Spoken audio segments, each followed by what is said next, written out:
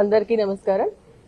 మరి ఈరోజు కేటీఆర్ గారి పైన కేసు పెట్టడం జరిగిందో అది కక్ష సాధింపు చర్యలుగా అని చెప్పేసి స్పష్టంగా అర్థమవుతూనే ఉంది.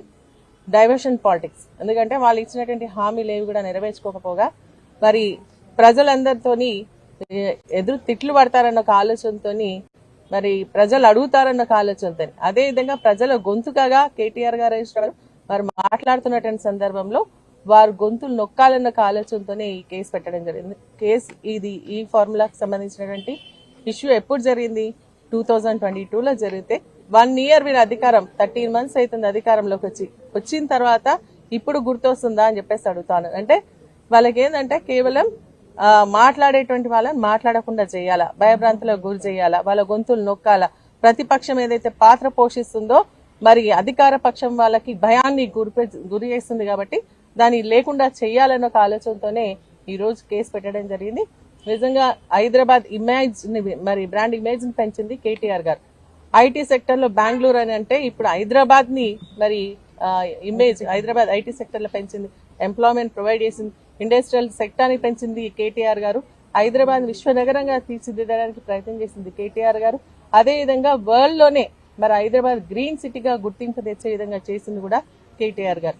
కాబట్టి ఈ విధంగా మరి ఏదో రకంగా కేసు పెట్టిస్తే భయపడతారని చెప్పేసి అనుకుంటున్నారు.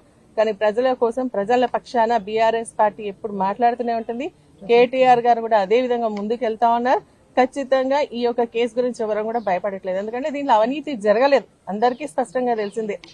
నిజంగా కూడా అవినీతి జరిగి ఉంటే మొన్న అసెంబ్లీ జరిగింది. అసెంబ్లీ జరిగేటప్పుడు కూడా కేటీ రామారావు గారు అదేవిధంగా హరీష్ రావు గారు కూడా అడగడం జరిగింది. నిజంగా మీరు అంటున్నారు కదా దీంట్లో అవినీతి జరిగిందో, ఎంత అవినీతి జరిగిందో మనం చర్చ పెడదాం, 2 రోజులైనా సరే 3 రోజులైనా సరే చర్చ పెడదాం.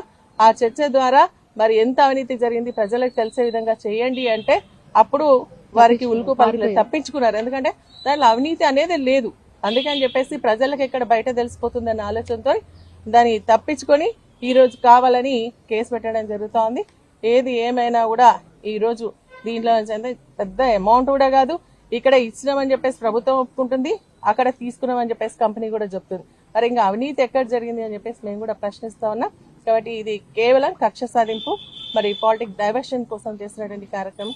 ఖచ్చితంగా దీంట్లో మరి అందరు చెప్పినట్టుగా కడిగిన ముత్యంలాగా మరి కేటీఆర్ గారు బయటికి రావడం ఖాయం. తర్వాత దీనికి మరి కాంగ్రెస్ పార్టీ మూల్యం చెల్లించుకోక తప్పదని చెప్పేసి కూడా తెలియజేస్తారు.